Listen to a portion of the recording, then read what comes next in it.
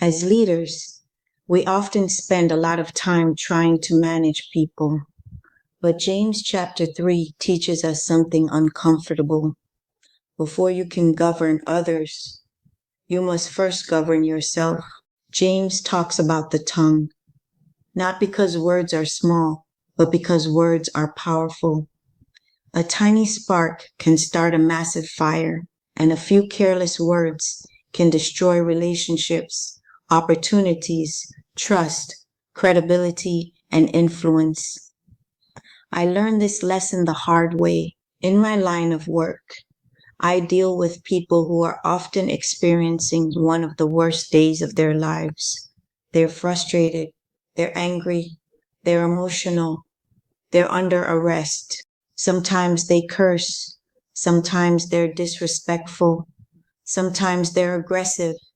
And there was a time when I would match their energy. If they got loud, I got loud. If they became disrespectful, I became less patient. If they escalated, I escalated. And one day I had to ask myself a difficult question. How do I expect them to control themselves if I can't control myself? How can I expect compliance if I'm operating at the same emotional level they are? How do I expect respect if I'm not demonstrating it? That's when I realized something. The problem wasn't them. The problem was me. I was allowing other people's behavior to dictate mine. I was giving away control of my emotions. I was surrendering my self-governance. Now, let me be clear. I'm not saying there won't be bad days. There will be. I'm not saying people won't test your patience. They will. I'm not saying people won't be disrespectful, difficult, aggressive, or frustrating, because they will. Life is going to apply pressure. People are going to disappoint you. Situations are going to challenge you. But none of those things determines what comes out of your mouth. You do. You are the one who determines whether you respond with wisdom or react with emotion. You are the one who determines whether you speak life or speak destruction. You are the one who determines whether you operate in self-control or surrender control. And that's exactly why James places so much emphasis on the tongue, because your words reveal who is really in control. Anybody can be kind when life is easy.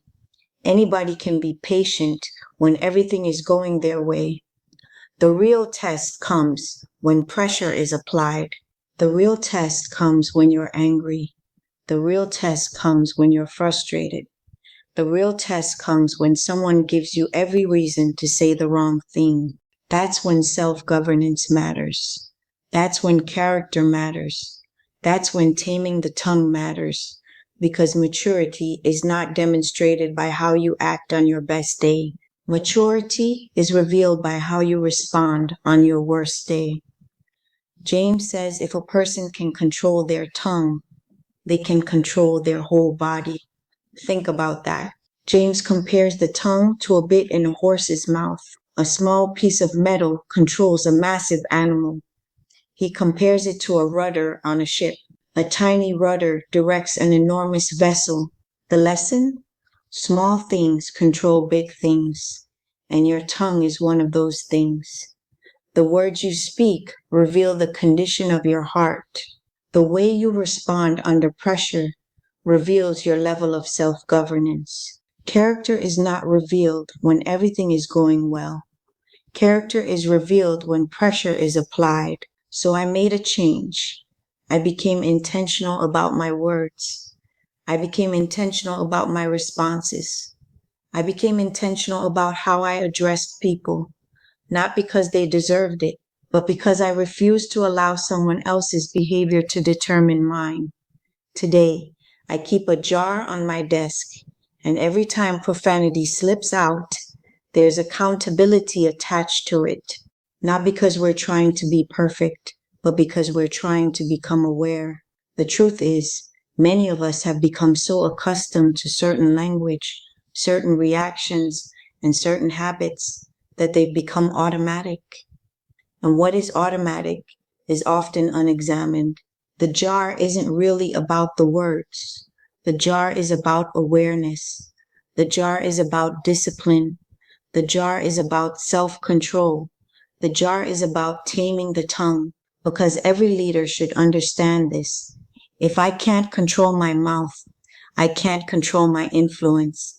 If I can't control my reactions, I can't control my leadership.